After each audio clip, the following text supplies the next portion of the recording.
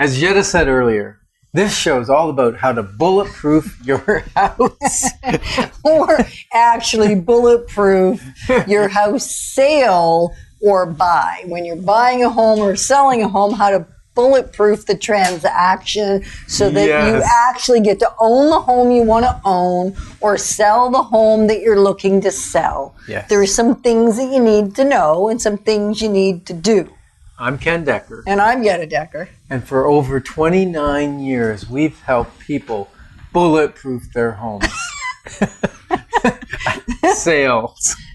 Because selling a home, the last thing you want is for the closing day when you're supposed to get the money or get the keys for it to not close. Right. It's expensive. You usually have movers booked, maybe helpers coming, people coming, things set up. Maybe you've got furniture deliveries. All kinds of stuff can go bad. And your insurance is already scheduled to be canceled.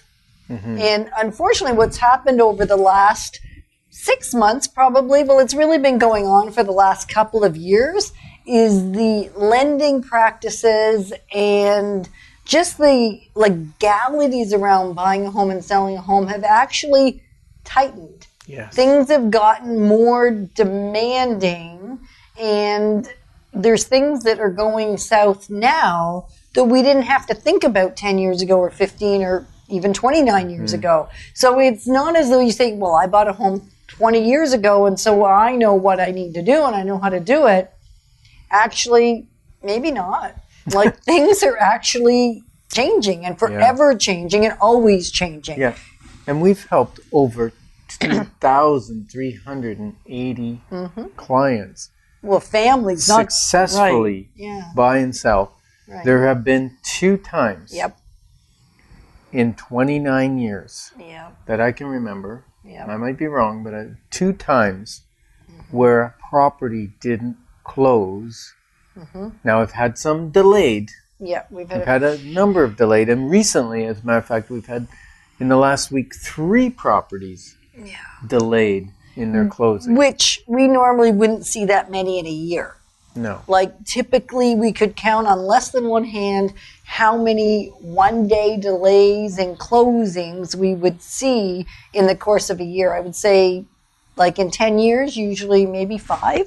Not very many. Minor. Because the mortgage instructions, all the T's are crossed, the I's are dotted, everything's fabulous.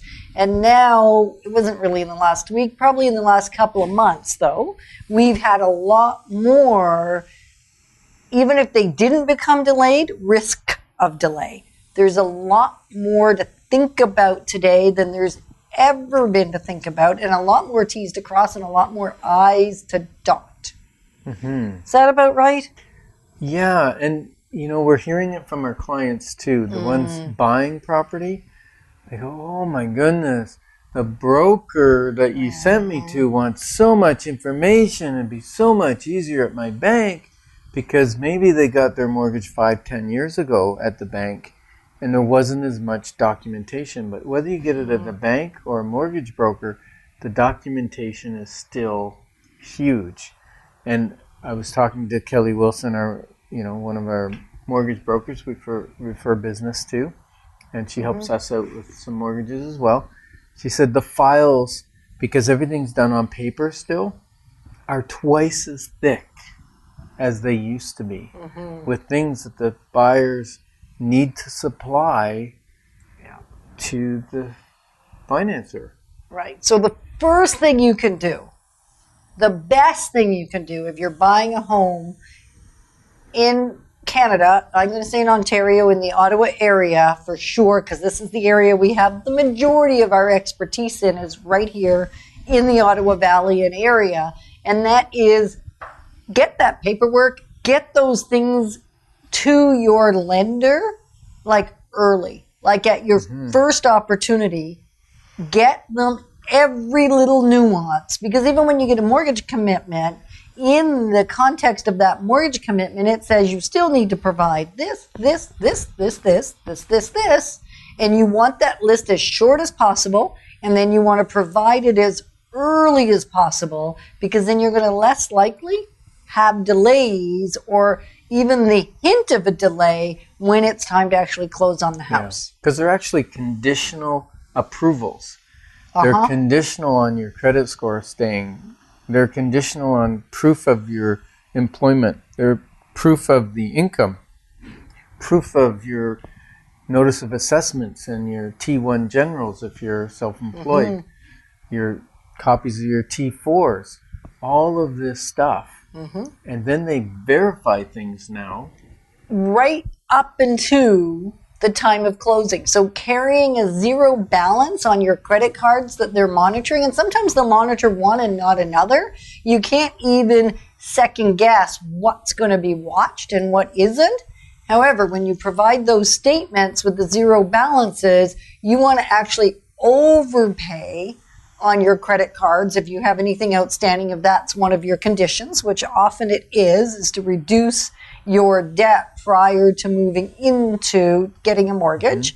And so when that happens, you want to actually overpay on your balances so that even if there's some auto things that come out, like I've got quite a few things that automatically come out of different Visa cards or credit cards, and they can actually delay or hinder the potential delay or create a potential delay if you don't stay ahead of it. Yeah, we had one a couple of months ago, and we're talking a ridiculous amount of money, like $75 on a Visa card that came out as an auto cost, withdrawal or whatever. And when they did their initial credit check, they said we pay off our credit cards monthly and it's zero balance. So they all showed zero balance. Well, the approval was based on that. Right. And they did another credit check. 2 days. 2 days. 2 days before closing. And there was $75 on the Visa, and they said, we will not release the mortgage money unless you clean that up.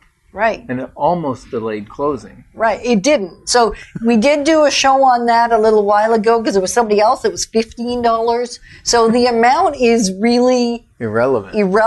It's the fact that it doesn't meet the condition. So whatever your conditions are, read them with a fine-tooth comb. Go over it with your mortgage specialist.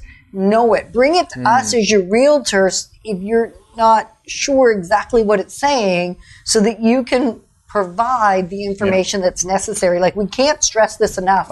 And then whatever you do, please, please, please, please, please. I don't know how many times to say that because it's like... Is that 4? At That's least. 4 pleases. Okay, maybe 5. Please, please. No That's purchasing new items after you get your approvals. Wait until you move in. No new car, no new furniture, no pay a cent event, no buy the appliances, unless you've got cash. If you've got cash, go for it. Even still. You might want to wait. Well, no. Unless your finances are really solid. Yeah. Because even things like, and this is strange, right? Like, you might have the money to pay off your credit card. Sitting in the bank that has the credit card. Yeah, they don't care. So if you got your credit score and maybe you got approved at 680 or 750 or 800 or whatever you got approved at, that might be the minimum credit score you're allowed to be approved. And let's say your credit card did have a balance on it in the past, but it was maybe 20 or 30% or 40% of the credit available. That doesn't affect your credit score very much as long as you've been paying your monthly payments.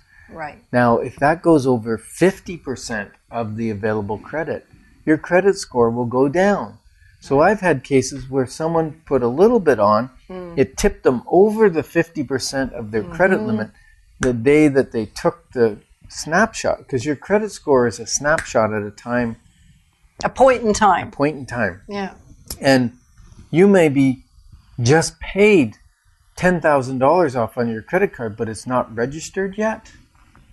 It still shows that you've got that $10,000 on your credit card, and that may put your credit score too low, and they will refuse to allow the money to be released to the lawyer, and that could delay your closing. Yep. Those delays worst case scenarios is they never close, but that doesn't happen very often. Like I said, 2 times in 29 years, we've had a closing not actually close. In the cases, they were fraudulent, right? Yeah. And there was fraud involved. And it was actually, I can remember 3. And I was just talking to somebody about it the other day. The one we resold really, really quickly. Well, it was actually 2. Yeah, the other people bought the one that I'm thinking about. So, yeah, it's 2 properties. And in 29 years. So that's good, I guess, except not so good for the people that ended up with the challenge. No. And so it was fraud. Because typically, in both cases, when somebody buys a home, that's because they want to buy the home. They want to live in it. And yet, if you don't know the severity of just doing all these little things and what to do and what not to do, it's easy to, in ignorance and just not knowing, you don't know what you don't know, running into a snag that can cost you lots of money. Because in one recently was our seller who had done everything right. We'd verified, because as a seller's agent, because now we're talking about from the selling side of things, equally as important to have a realtor that's checking with the buyer's agent, because now you're not in control, right? The only thing we were in control of was making sure that the buyer's agent was on top of everything, and that all these things that we're chatting with you about right now, we had chatted with them about. And unfortunately, there were still some hiccups that the agent wasn't aware of and couldn't have been aware of. And so it delayed closing.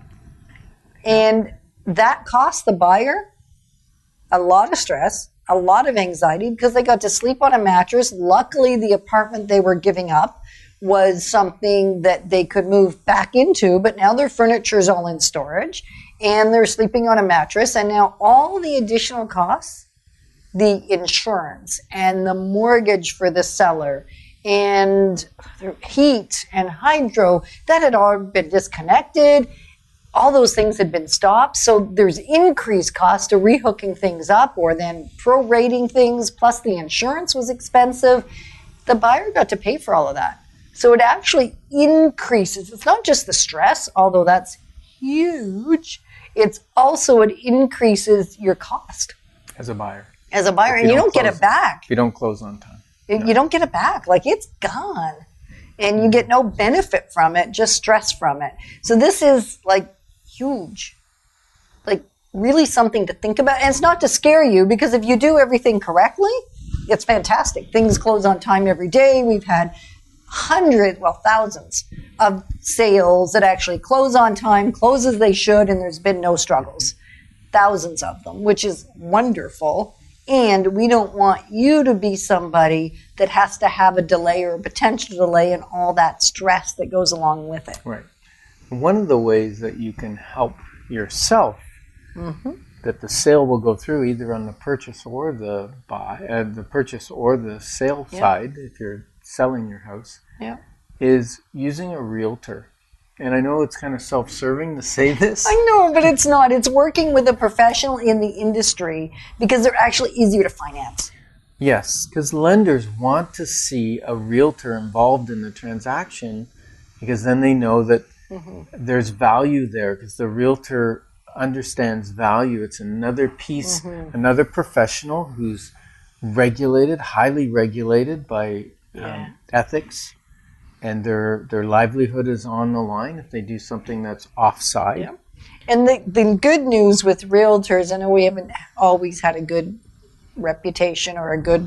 Say it's not so. Yeah, it's so not always a good rap in the world. And yet, what's really good in Ontario, the regulations and what is required continues to be increased and increased and increased. So the level of education, the level of awareness, how much it costs to become a realtor, how long it takes to become a realtor, keeps getting increased, which is fantastic for you if you're a buyer or seller, because it increases the professionalism. And then looking for somebody that potentially has a broker's license, somebody that's gone and gotten even more education within the industry, because it also shows longevity in the industry. Working with realtors that have been around a long time can be helpful too, as long as they're staying abreast of all the new things, because you just know more that you don't even know it's in your cells. Yeah. And the other thing a realtor has been trained to do is to write a solid, I'll call it a solid rock contract, because that's the name of our company. Yeah, so a solid rock contract. And the reason you want that is there's no outs. Right. Sometimes there's buyer's remorse, sometimes there's a change in heart, sometimes there's a change in employment situation. Whatever it is, if there's one mistake on that contract, the lawyers will find it and they'll be out. And you will lose the sale on your home, or you may lose the purchase of your home, because it goes the other way too. Sometimes the seller regrets selling. Sometimes they couldn't find another place to live.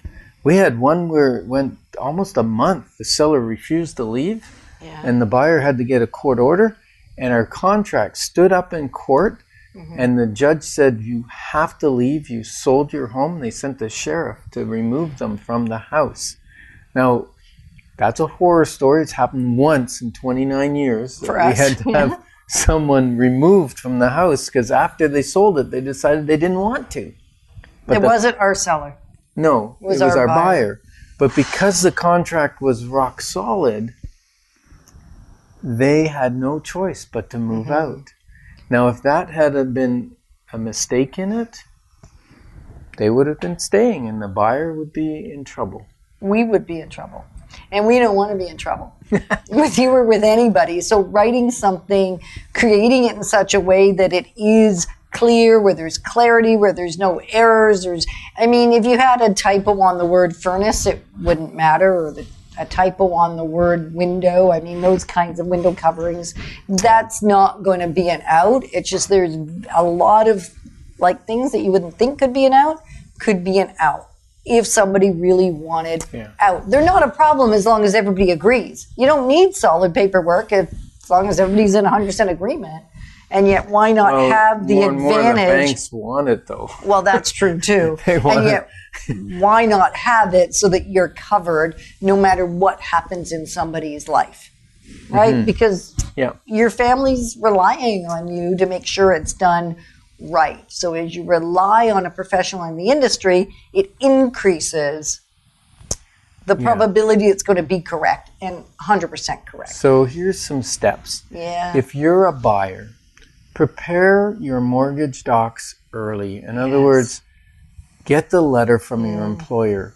Get your tax returns in order. Get your T4s put aside. Get your visas paid down as much as you can. Show where your down payment's coming from. It has to be either slowly accumulated in your account, or you have to prove where it came from, whether it's a gift from a family member or some other means. Maybe it's from the sale of a property or sale of stocks or whatever coming out of your RSP. You just have to prove where it comes from. And get all that in order. Get a pre-approval letter from your lender. Yes, which will still have conditions in it like we spoke about earlier. Just be aware of those conditions and just be assured that you can meet those conditions. If you can meet the conditions, there's no problem that there's conditions in it, because you're never going to get 100% approval until there's the home attached to your pre-approval. And then even then, they have the ability to keep checking on those things that you've said are so. And if you're missing one of those elements that they say it's conditional upon, if it's 14 days out, like 2 weeks out, if you don't have that in, and you say, oh, well, I'll get it to them the week before, the bank will not fund on closing. They want at least 14 days to verify those documents. There's so much mortgage fraud going on. People are printing fake T4s, fake business letters, fake T1 generals. Fake. To be able to buy a house. And it's mortgage fraud, and it's a big penalty if you get caught. So don't do it. Don't do it. We won't participate. Yeah. So that's one way. Secondly, put a larger deposit. And for sellers, require a larger deposit. Much harder for someone to walk away from a big deposit. We had one recently where they needed an extension. Whatever, it seemed like their finances, maybe they had to go to a different lender. Then they needed an appraisal. after it was supposed to already be closed. So suddenly it went into like 3 weeks it was delayed. Now, in that case, to give them that second extension, what we suggested was, A, we want more deposit money, and we want it non-refundable, and we want you to cover all costs. So the extra insurance, the extra mortgage, the everything that was delayed, rehooking things up, the extra everything they had to pay. And the buyer didn't really have a choice, or they're going to lose their deposit probably. Oh, for sure. So the larger the deposit, the better. And sometimes people say, well, I don't have access to more money. Well, if it means borrowing it short term, as long as it's somewhere that it still doesn't mess up your mortgage. Yeah, but you need it for your down payment anyways. Yeah, you do. And it forms part of your down payment. So if you say to me, well, I've only got 5% down, well, then let's put 5% down. Or as a deposit. 2 or 3% down. Right. You know, and some people say, well, it's in my RSPs. I got to get it out of my RSPs. Okay, well, let's find some money so that you have a good show of faith. Right.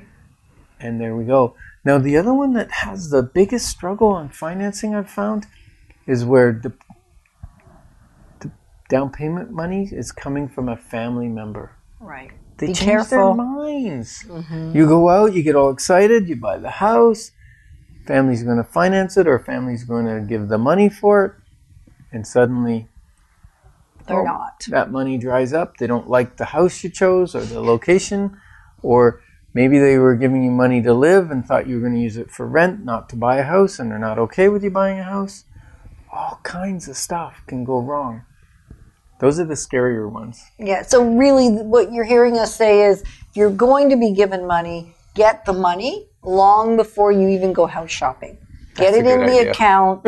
Then you know it is what it is, even if it means people don't make sense, like it doesn't make sense to someone else. It's just precaution, because the last thing you want to do is commit to a contract, commit to buying something, and then you can't. Or you have to go and get second mortgage money at a much higher rate, and now you're at risk of not getting that. Like it's a snowball. It's a negative snowball. It's like a big snowball rolling down the hill. You can't catch it. You cannot likely catch it. So just be planned, be prepared. Like part of bulletproofing is do everything earlier than you think you should possibly do it. Be organized and know the methodical steps. Part of what we've been doing for, I guess, almost 3 decades is sitting down with buyers and sellers and just creating a strategy, knowing step by step what we are looking for. What is the next thing that you need to do, and what are all the things that you need to do to protect yourself and to protect your investments, your wealth. That's so huge. Yeah, we weren't even going to talk about that. No, and yet but the pre-consultation for the sell or for the buy is so important. And for people selling, keeping the property in the condition it was in. You know, if the fridge breaks, repair it or replace it. Don't swap out the appliances for different appliances. You know, we were laughing because sometimes we say appliances are chameleons. They change from stainless steel to white on closing. And it's just a matter of, you've got to do things to protect the sale. Keep your insurance on it. If some shingles blow off the roof, get the shingles replaced. Don't have the buyer come there the day before and drive by and go, oh, there's shingles missing on the roof. That could delay your closing. Yeah. Just whatever happens, get it fixed. Just be, like, if you stay ready, don't get ready, just stay ready. Stay ready in the whole, whether you're the seller or the buyer, just keep things in order. Even maintaining a home while you're living in it, before you even put it on market, will change its value. So that's a whole value conversation, which we've done a lot of shows about. And so there's ways to protect your sale by having a great house as well, because the better the house, the more the desire there is for wanting it. So you increase its desirability, which you can go find some other great episodes on that. So if you're, let's say, you know, we've run into cases where they stop cutting the grass. The seller stops cutting the grass. And it's like, no, you got to cut it nice so that when the person moves there, it looks nice. You have to clean the house after you move out. Just being well prepared that you're providing the house in the way the contract was written is another thing. Because sometimes when contracts are written, there's an agreement. It's not a condition, it's a term. And a term means that you're going to do something. And that term may be you repair something that was found broken and provide a receipt from that repair. If you don't provide that receipt, it could invalidate your contract. Certainly jeopardizes or delay the closing. Right? It jeopardizes it. So you want to stay on top of the little details. And most of the time now in agreement of purchase and sales in Ontario and in the Ottawa area, there is something called a walkthrough, a viewing, which can happen the day of closing, the day before closing, or maybe a week or two before. And yet often they're done right at the time you're to be making a move. So the buyer comes back to take a quick view at your house. It's not an inspection. There's no way for them to get out other than if there's a problem that they find that you were not taking care of something that you had been taking care of when they last saw it, you're in jeopardy of delaying the closing or money being held back. The two lawyers the lawyers are involved, and you know what that costs. Money, hard-earned money out of your pocket. So you don't want that. You want to have it done in such a way, and you want to maintain it in such a way that there is no risk of somebody coming after more money from you, whether on the buying side or the selling side. That's so valid. It is. So this was supposed to be happy and uplifting, how to bulletproof the sale of your house, buy or sell, and yet it's a heavy topic. Yeah, and you know what? We've helped. Like I said, thousands of people navigate this and have a successful, happy outcome. Yeah, which is good. That's the happy part. So if you have questions or you're just saying, I need to verify some things, I want a list, you know what to do. Ask us. You can just send us a quick email, info@DekkerTeam.com. And we would say that a little slower. Yeah, I know. I get excited. info@DekkerTeam.com. Because then we can answer your questions and make sure that you have it all put together just like it should be. Yeah, because our goal is that you are thriving in your home and life. We are excited to be your partners in moving forward.